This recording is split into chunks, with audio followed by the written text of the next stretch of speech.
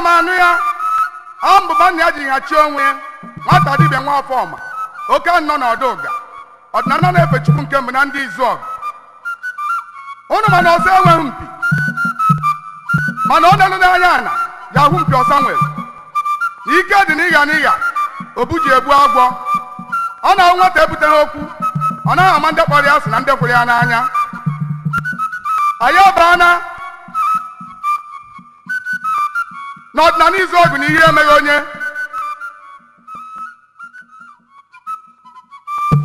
Ana m anụ ya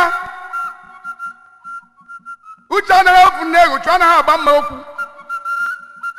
Obidigbo 2010 Ofor special. Anyị ekene His Royal Highness Eze Kosman Ndubisi Kanu awada ihe eme ike na ọla eze na Izuọgụ na ihe eme Chairman eze ndị eze na Idatọ North onye ọ ga-adịrị mma. Anyị na-ekene High Chief Anthony Ezenna Ikenga nna ya ji hiwe obi ihe Ikenga aka ọkwa one of aka ọkwa ọkwara ụzọ ọha na Owere aka ọkwa Autonomous Community ọ gbapụrụ mmiri zụlọ ọha na Owere aka ọkwa Autonomous Community ọ bata obi enyi Idatọ North and South omere ọha na Olu Central Zone agadabaghelu ụzọ na Ọkigwe Central Zone Osiyelu Nkume Imo Steeti nwoke nwere ọnụ ọna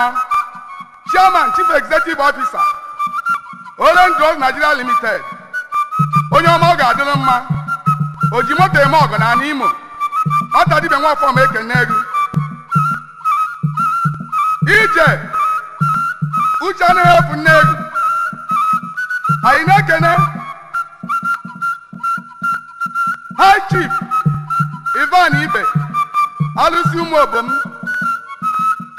eze ọzọ Ikenga of ụmụ obom ọnwa na-etili ọha one of Idatọ ọchịagha one of Ntueke Ikemba one of Umulum Ọdụkọ nọmba one of Uzi Ugocha one of Umualaọma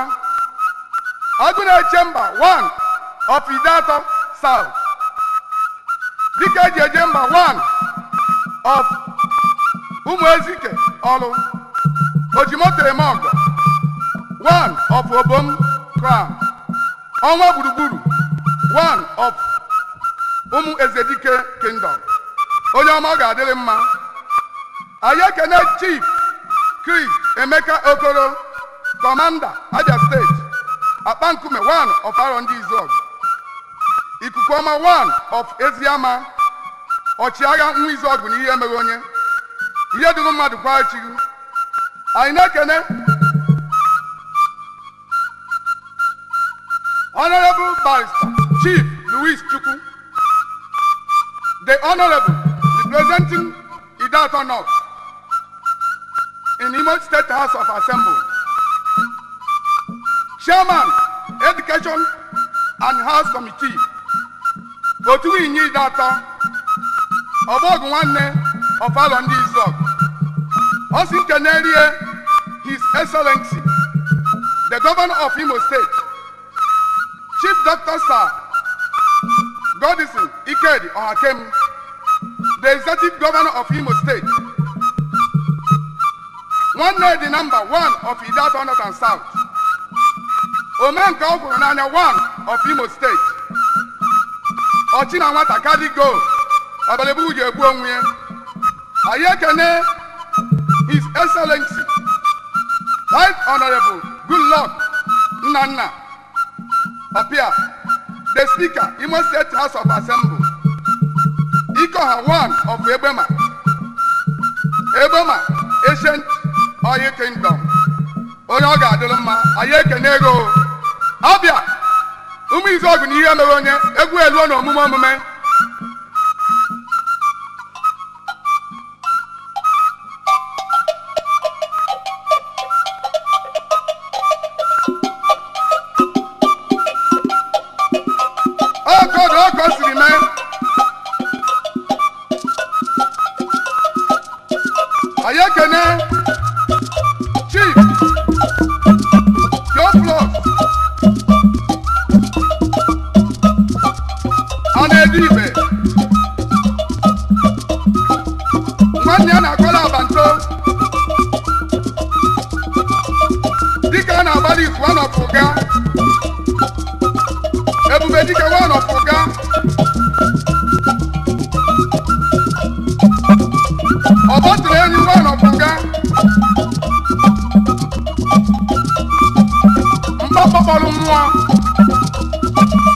Alasaka wee zakụ nna ya Joe Plus a na-edobe anyị ekene ego okelu nghọta akwara ya dụbanụ ike dị elu n'ike dị elu n'ike dị elu ike dị elu n'ike dị elu n'ike dị elu ụmụ izu ọgụ na ihe mere onye ụnụ nọtaba n'oge elu ụmụ okolo ibe m ụnụ nọba omenala elu ike dị elu n'ike dị elu na-ezumezu atụ igbo n'ụkwụ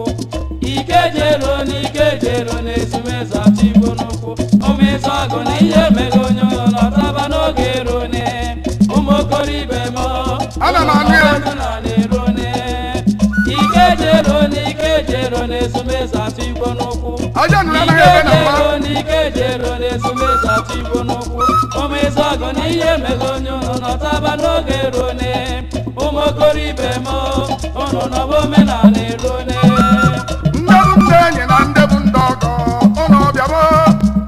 ndị ikwu na ibe ndị anyị dị mma ụnụ bịaba n'ike dị elu ike dị elu n'ike dị elu na-ezumezu atụ igbo n'ụkwụ Boniface ike Mmụọkwe dị elu n'ike dị elu Obidigbo na-ezumezu aka atụ n'ala igbo n'ụkwụ one ụmụ of izu ọgụ na ihe mere onye ụnụ nọtaba n'oge elu ụmụ Nwata okoro ibe Mkpụrụeke m Ọgọwamba ụnụ nọba omenala echiri ihe agọkwuo nkele ike dị elu n'ike dị elu na-ezumezu atụ igbo n'ụkwụ arụsị nta na nkele ụmụ uchu ọ dị onye ama ụmụ izu ọgụ na ihe mere onye ụnụ nọtaba n'oge elu ụmụ okoro ibe m ụnụ nọba omenala elu ike dị ife ọdụ na ihe emeghe onye ya jikwa anya na anụ Igbo jiri biri ekebeghị ka ọdụ na oyebe oye egbugbo abụọ maka mmedi anụ kwakọla ọgwụ ọkwakpụsi ibe na ogobe izu ọgụ na ihe emeghe onye mgbe iwuru ihe ọ bụ nna nyelu nwa ọdịnala bụ ife Chukwu obi anyị ji adọ obi ekurigbo na anaghị eme obi mbuga obi anyị ji adọ obi ekurigbo na anaghị eme obi anyị ji adọ obi agba ọsọ anaghị ekwe ọmụma nne na-akpọ nwa ya izu ọgọ na nne elu na-asọ mbuga obi ekurigbo na obi ike na-echebezi udo na ọganiru ndị ụwa kasịrị ije wuzie obi anyị ji adọ obi ekurigbo na anaghị eme obi anyị ji adọ obi ekurigbo na anaghị eme obi mbuga obi agba ọsọ anacha mba amụba ha nne na-akpọ nwa ya izu ọgọ na nne elu na-asọ mkpụga udobi n'igwe na obi obi dike ka chọba ezi udo na ọganihu ndị ụwa kasịrị ike wuzie ajụjụ ka m na-ajụkwa amụcha egwu ebupụta ya n'ọgba enene ka ejete eji ọkụ wee chọba eziokwu bụ ihe na eziokwu bụ eje jụwa m ajụjụ Nwatadibia na n'ọfọ na obi onye bụ ụzọ gbana ji ọfọ na obi obi je ha ana ya bụrụ ụzọ obi odegwu kalakasa ga ehi na anyị onye mpụta okoro ahụ anyị ekele chi ọnụwo emenike obi Igbo anyanwụ na ọfụ ụmụ uchu kelee abalị ka esi emenike ejigbo ọkụ ọ na ọfụ ụmụ uchu akpọrọbụ nke eyi agba ekwu agbata ọya azọ nwaonyido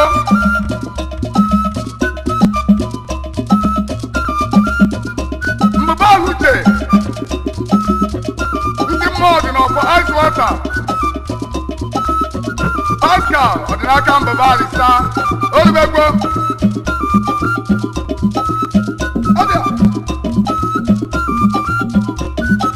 anyị ekene nze oke emenike eze okechukwu kere n'ụmụchu onye ọ ga-adịrị mma anyị ekene Chief Sylvester ogbenye aka anụ nze akọla obi nwa izu ọgụ na ihe mee maka ọdị businessman o gbagọtara egonu ihe kwuru ka a na-eme anyị ekene Chief Okechukwu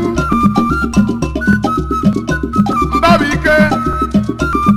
Ebubagụ na Ihugbe Ebubagụ nwa Ihugbe Trust Me Motos Oluwene anyị ekene Chief Obi Obeche Ogbuoyi Ukwu nnu na mmanụ anaghị enwe okwu akwa ọkpa anaghị atọ ọkpa n'ọnụ n'ozu ọkpa n'obi okwu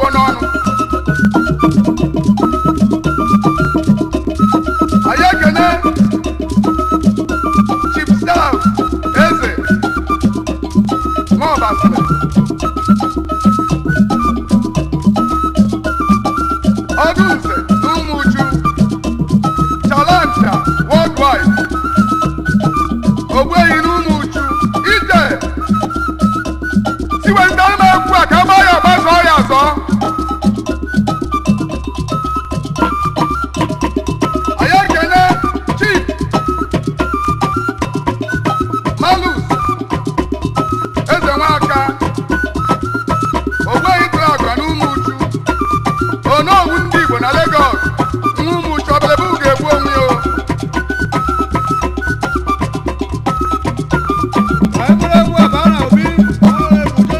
Deputy Speaker, Igbo House of Assembly, the moving mountain.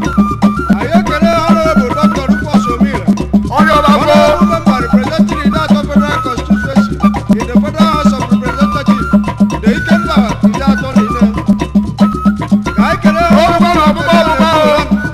the majority leader Imo State. Ayabaturu Chief Basil Duru, minority leader Imo State House of Assembly. Nzako Robi,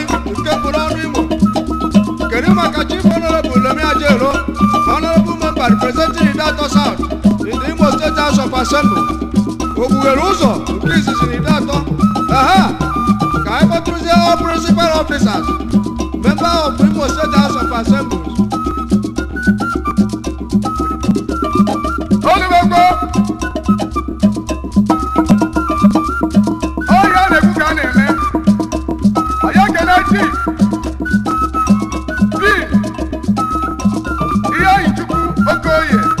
Ọsọya ndị Igbo na Abuja,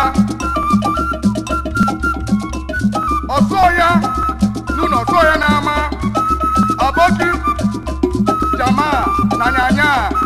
Chairman, Jumaco Investment Nigeria Limited, ọsọya, anyị ekelekwa egwu, ana m anụ ya, o kwere nghọta, uche anaghị bụ nne egwu.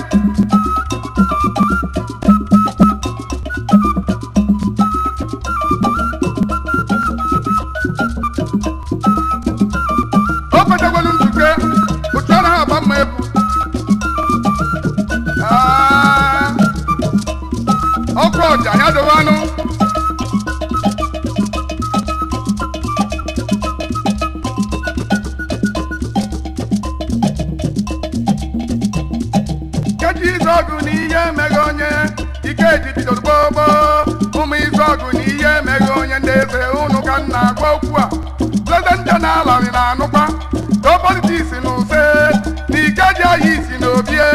kwa ịma na obi ji ọfọ ka ị mara amalụ nwanne m emere nke ili n'elu ụwa iji achị ibu m egbo ebe ebelu ugwu ga-ebelu n'elu ụwa anya ka ị na-ayọ Chukwu oriri nwata nwude nkakwu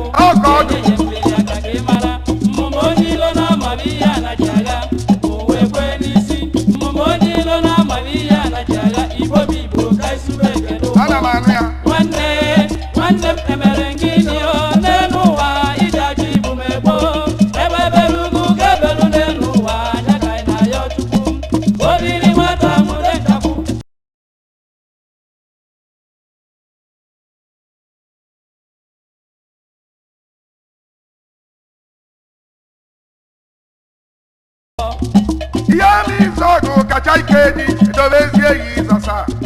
ike ji Izọgụ na ihe emeghe onye abụla ozugbe ka ị mara amalụ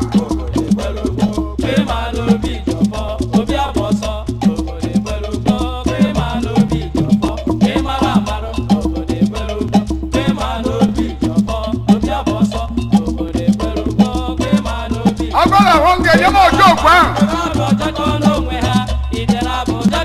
ite na-abọjekọ onwe ha amalụ nke ya abụ ite malụ nke ya abụ echi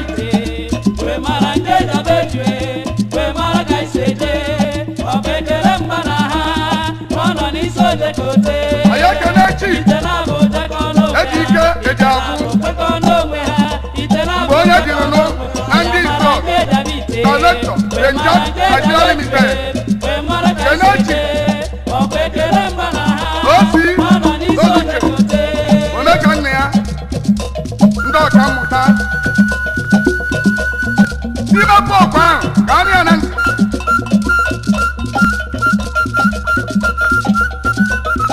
oge o siri mee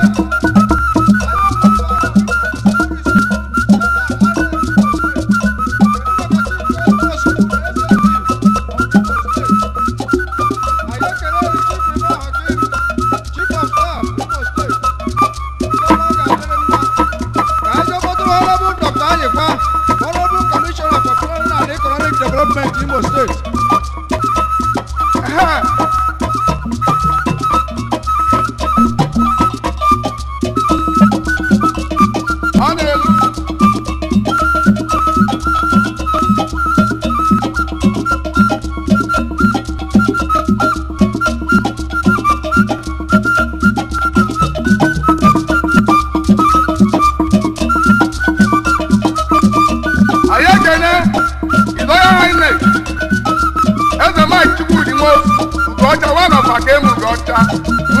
ọ ga-adịrị gị mma.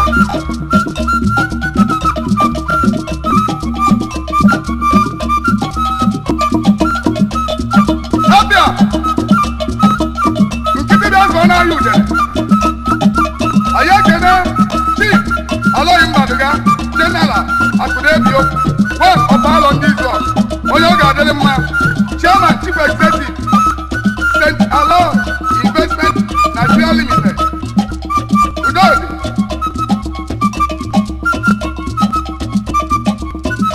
agọla fraka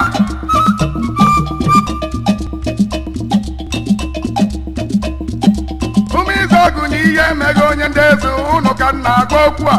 leze nje na-alalị na anụkwa dobe biyu nsọ na ikeji ahịa isi na obi obi ọkpụtọrọkụ obi mgbe gboo gboo na ihe Ụmụizọgụ kacha ikeji edobe ezi eyi izasa ikeji izọgụ na ihe emego onye abụrụ zuzugbe maka Chukwu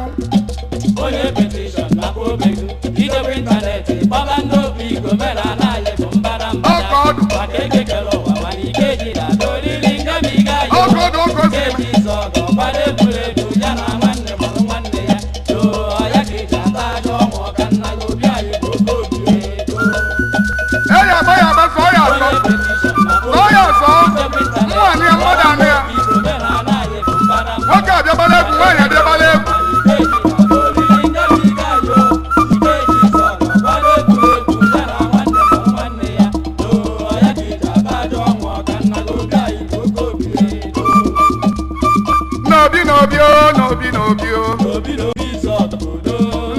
n'obi ndị ebele na-ebo n'obi ndị amụma na-ebue n'obi dibịa aba n'ọya o ụmụ ogolobi olugbo okwe ka ọ na-elue ebe ma atụrụ ọga ya ebula ekwe bata o ewo ụmụ ogolobi ada ọgbakọ ịmụ n'ọgbọ ebe ma atụrụ ọga ewuru mgbagụ na-aba o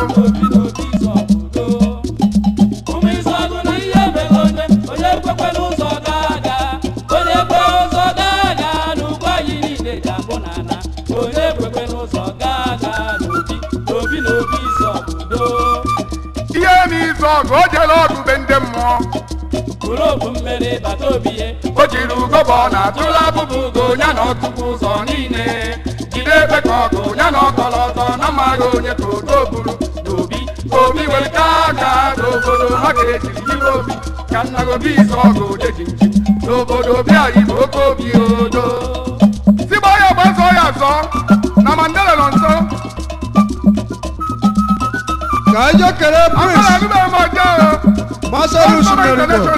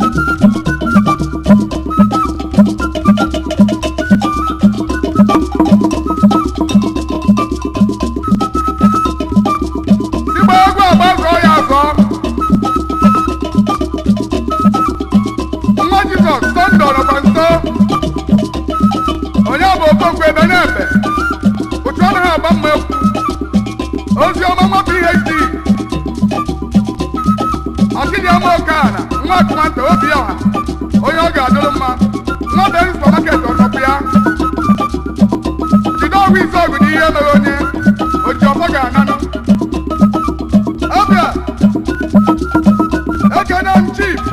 Basili Kanu aka n'izu ọgụ n'ihe emere onye mbụla nwa Okedibia.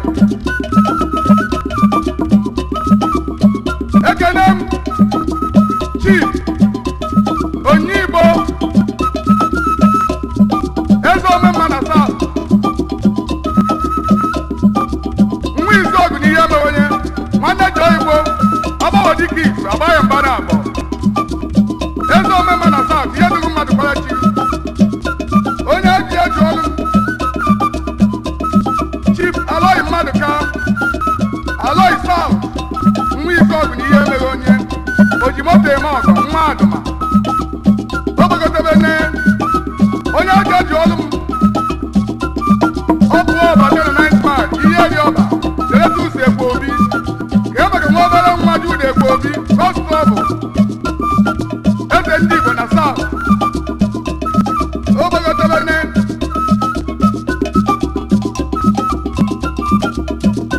ekene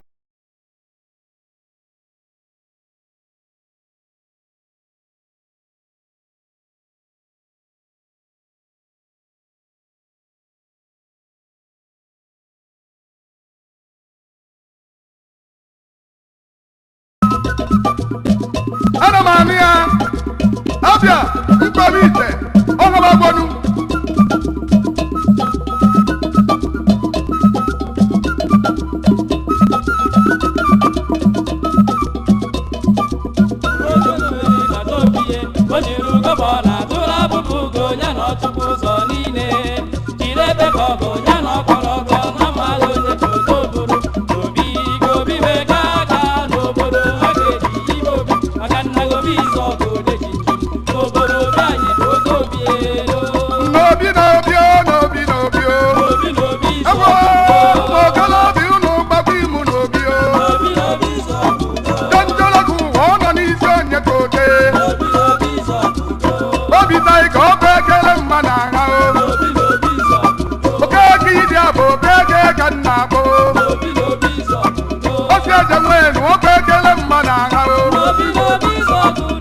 Nwatadibia ọ bịara ebe ugwu ga-anwe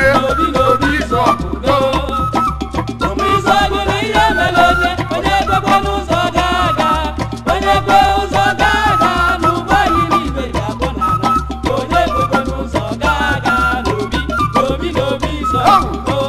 ekene m alapụka m ụga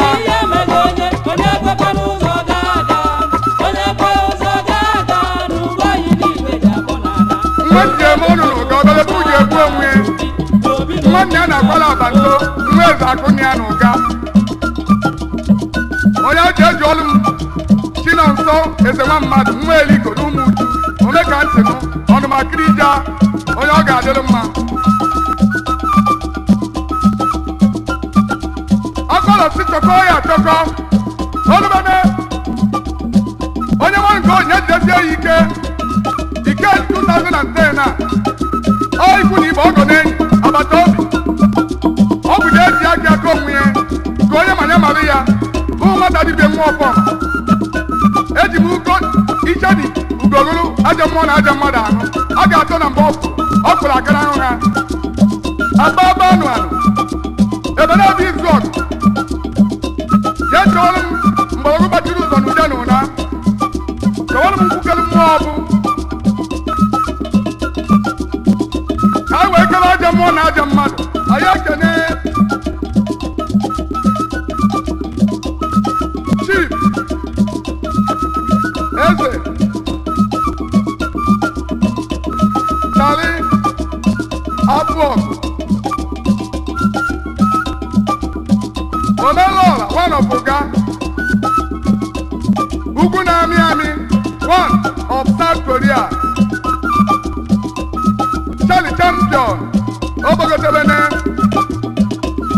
ekele m Chief Okechukwu Azụmọgụ Agụbata one of Ekwulọbịa onye eji eji ọlụ m nze elekisi ibe edum ọbụmmelede nna n'ụmụ uju Emeka nze Louis Ilobi nsi good and bad n'ụmụ uju Ogbogotebene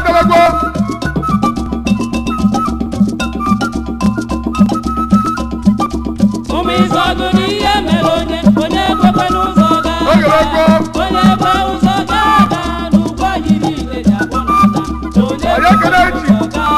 Ifeanyi Nwankwo nke ejiri gbachi oku nwa Amato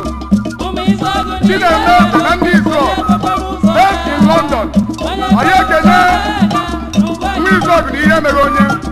Uche Dike Taike Holding nwa ezughị adịgbo ekwere ọzọ onye a ji eju ọrụ m oke agba igwe Chief Jerry Okwukọg nwa Omesudeke nwa aka emu ugo ọcha ọ ga-adịrị gị mma. Obogodobene ekwe ndị Izrel jiri biri Chief Oke Ikoro mbadiri Igbo akpọwasụ mmanụ nwa Izrel na ihe emeghị onye nnukwu agụ anyị ji eje mba Chidin Okoye Obueriakụ Mbụbarịsa si ichielu m eko anya Chief Din Okoye akụziri ọha n'Izọgụ na ihe emeghị onye akụ ndị Igbo akụ worldwide ọ na-ebogo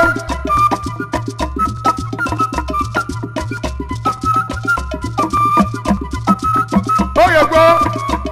anyị abara na spiritual sentimental computer earthquake 2010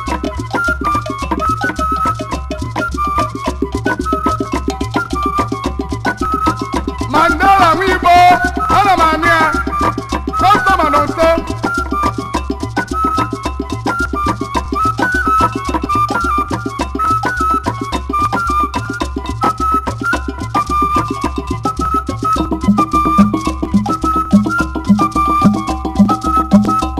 egwu a na-anakwa nna ana Bụrụ otu mmeri bata obie o jiri ugogbe ọ na-atụrụ abụbụ ugo ya na ọtụtụ ụzọ niile jiri ebe ka ọ bụ ya na ọkọrọtọ na mmadụ onye ka ogo buru n'obi obi bekee aka n'obodo ha ga-eji hibe obi anyị ekele Chief isi ọgụ odechi n'obodo obi anyị bụ oke Martin obido Okeleke bụrụ otu mmeri bata obie o jiri ọ bata obie Izọgụ na ihe mere onye ụzọ niile jiri ebe ka ọ ọ bata obie elu na ọ bata